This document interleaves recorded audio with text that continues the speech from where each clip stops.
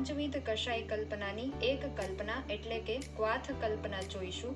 તો આ ક્વાથ કલ્પના બનાવવા માટે આપણે અહીં તુલસી, ફુદીનો, લવિંગ, તજ, કાળા મરી અને આદુ લીધેલું છે. આ ક્વાથ બનાવવા માટે આપણે ટોટલ સામગ્રી 30 ગ્રામ લીધેલી છે. તો હવે ક્વાથ બનાવવા માટે આપણે આ સામગ્રીનું 16 ગણું પાણી એટલે કે 480 ml પાણી જે છે એ લઈશું. તો આ તપેલીની અંદર આપણે આ મેઝરિંગ ગ્લાસ વડે મેઝર કરી અને 480 ml પાણી લીધેલું છે. તેને સૌ પ્રથમ આપણે તપેલીમાં લઈશું.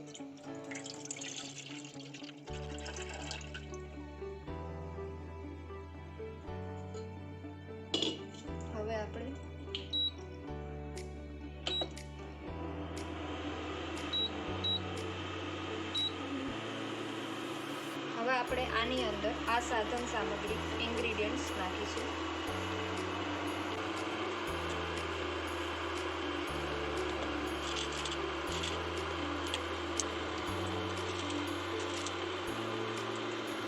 હવે આપણે અહીં તેને થોડીવાર બોઇલ થવા દઈશું.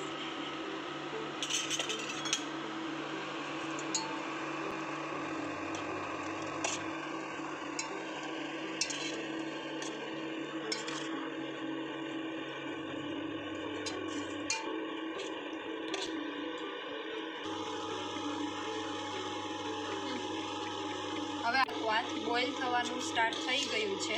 તો આપણે અહીં તેનું 1/8 જે છે એટલું રિડ્યુસ કરવાનું છે. એટલે આપણે 480 ml જે લીધેલું હતું એમાંથી 60 ml જેટલું બાકી રહે ત્યાં સુધી આપણે તેને રિડ્યુસ કરીશું, બોઇલ કરીશું.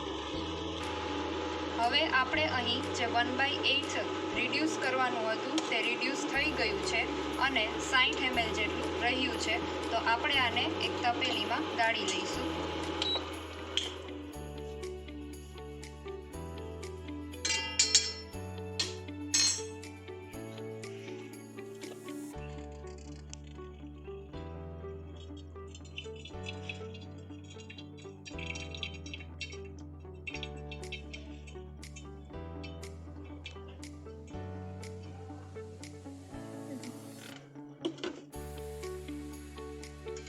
તો આપણે આને પ્રોપર 60 ml મેઝરિંગ ગ્લાસ વડે મેઝર કરી લઈએ.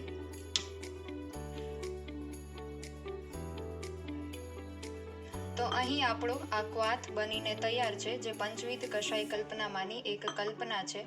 આ ક્વાથનો યુઝ આપણે જનરલી અતિશય કફ પછી કોરોના સમયમાં લોકોએ આ ઉકાળાનો ઉપયોગ જે છે એ ઘરે પણ કરેલો છે. અને આ ક્વાથની અંદર તજ, લવિંગ અને એ વગેરે આદુ વગેરે ઉષ્ણ તીક્ષ્ણ પ્રોપર્ટી ધરાવતા હોવાથી તે કફનું શમન કરે છે. તુલસી હિકા કાસ વિષ શ્વાસ પાર્શ્વશૂલ વિનાશનઃ પિત્તકૃત કફ વાતઘ્નઃ સુરસઃ પૂતિગંધઃ. તુલસી હેડકી, ઉધરસ, વિષ, શ્વાસ અને પડખાના શૂળનો નાશ કરનાર, પિત્ત કરનાર, કફ અને વાયુ મટાડનાર તથા દુર્ગંધ મટાડનાર છે. આદ્રક રોચનમ દીપનમ વૃષ્યમ આદ્રકમ વિશ્વભેષજમ વાત શ્લેષ્મ વિબંધેષુ રસસ્તસ્યો ઉપદિશ્યતે.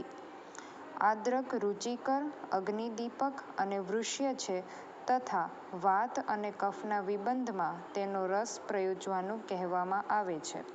તેનો રસ કટુ છે, તે તીક્ષ્ણ અને ઉષ્ણ ગુણ ધરાવે છે. ભોજન પહેલાં તેને લવણ સાથે લેવાથી તે અગ્નિનું દીપન કરે છે અને અરુચિને દૂર કરે છે. મરીચ નાત્યર્થમ ઉષ્ણમ મરીચ વૃષ્યમ લઘુરોચનમ છેદિત્વાદ શોષણત્વાચ દીપનમ કફવાતજિત.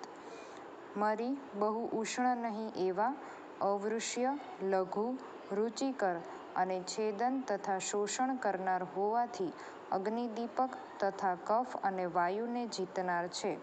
તેનો રસ કટુ છે, તે તીક્ષ્ણ ગુણ ધરાવે છે અને તે પિત્ત વધારનાર હોય છે.